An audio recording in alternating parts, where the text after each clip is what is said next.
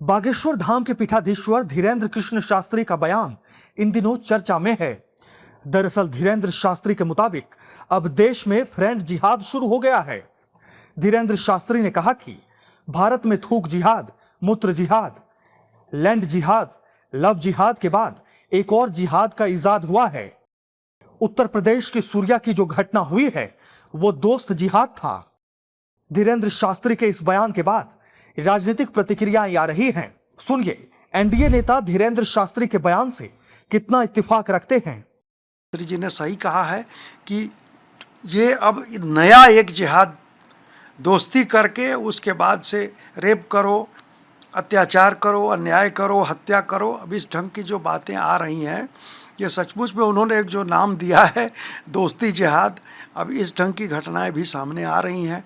मैं समझता हूं कि इसका भी संज्ञान प्रशासन, शासन इसका लेगा और अपने हिसाब से काम करेगा। धीरेंद्र शास्त्री के इस बयान पर संत समाज की भी प्रतिक्रियाएं आई हैं। संतों की माने तो धीरेंद्र शास्त्री ने जो कुछ कहा है वो सही कहा है।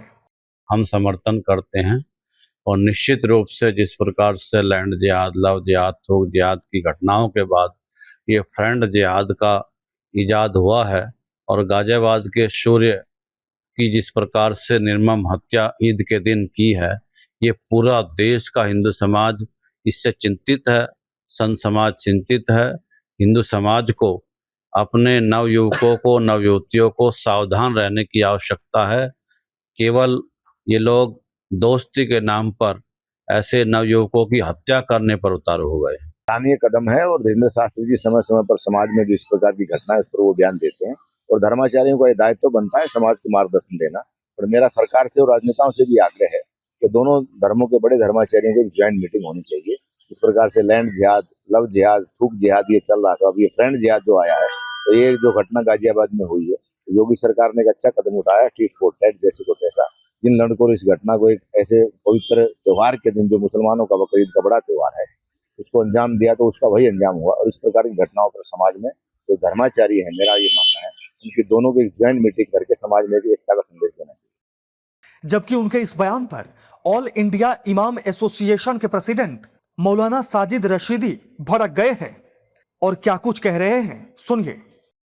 कि और इन जैसे बहुत सारे लोगों की फितरत ये है कि जब तक मुसलमान पर बात ना करें इनकी रोटी रोज़ी हजम नहीं होती, पाकिस्तान ना बोलें तो इनकी बात पूरी नहीं होती। ये सब लोग कहीं ना कहीं इस्लामोफोबिया से ग्रस्त हैं।